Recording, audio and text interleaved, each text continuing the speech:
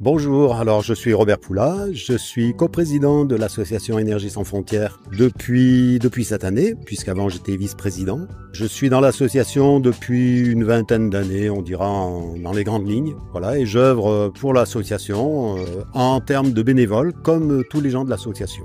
Alors cette association, elle est née de personnes qui travaillaient à EDF et GDF en 1988, si je me souviens bien. Donc ces gens-là ont commencé à créer une petite association, il y avait 4 personnes au départ, et puis elle a commencé à grandir parce que des agents, des personnes de l'EDF ou de GDF avaient envie de s'investir un petit peu dans ces missions qui permettaient à des gens de vivre mieux. Et elle a grossi. Aujourd'hui, on en est arrivé à 180 personnes. Il n'y a aucun salarié dans l'association. On est beaucoup de retraités, mais il y a aussi des actifs qui viennent travailler dans l'association. Alors, vos missions demandent des déplacements surtout, vous disiez tout à l'heure, dans les pays en voie de développement, pays africains, sur le continent africain? Alors, la plupart, c'est en Afrique, mais on a beaucoup travaillé en Asie aussi, et un petit peu en Amérique du Sud.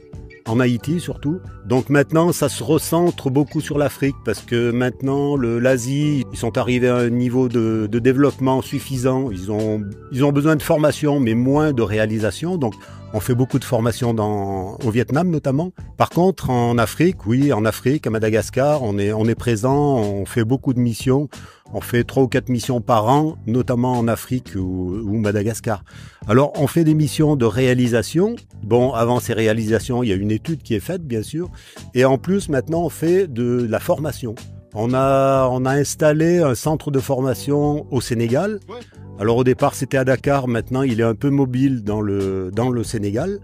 Donc, c'est vraiment de la formation au métier de l'électricité. Pour eux, c'est aussi un moyen de survie.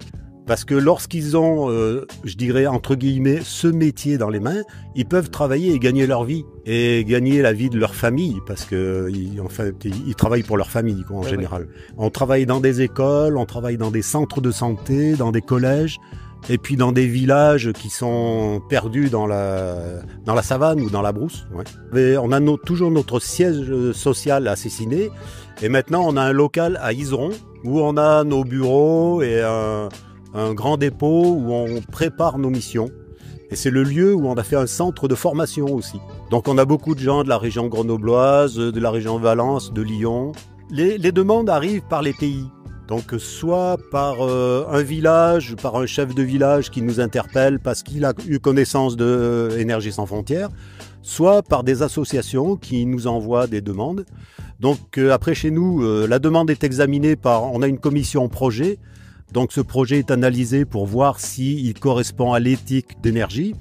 Ensuite, ce projet, il passe au conseil d'administration et c'est le conseil d'administration qui décide si on envoie une mission d'identification. Donc en général, il y a 2 personnes de l'association qui vont dans le pays. Donc sur place, on a toujours un contact sur place parce que sinon on n'irait pas. Alors on a des financeurs, des institutionnels, notamment la Fondation EDF, la Fondation Schneider, on a la CNR, on a les syndicats départementaux d'électrification de la région Rhône-Alpes, et puis tout un tas de donateurs, des mairies, des communes. Et on fait de la formation en France aussi. Enfin, c'est du partenariat plus que de la formation. On est en lien avec notamment le collège de Chirens, avec des jeunes qui sont un petit peu en difficulté, donc on leur amène un peu de matériel, on leur apprend à construire des petites maquettes. Et ces maquettes, après, on les envoie dans les pays, alors en Afrique.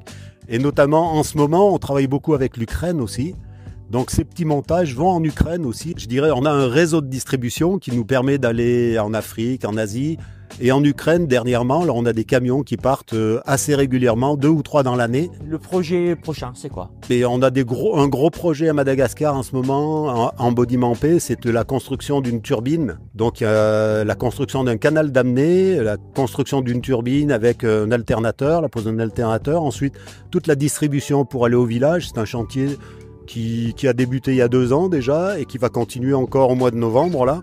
Comment on peut vous aider? Alors nous, on cherche toujours des gens avec des compétences qui pourraient venir sur des missions, des gens avec, je dirais, une santé assez bonne parce qu'on vit dans des conditions qui sont un peu difficiles.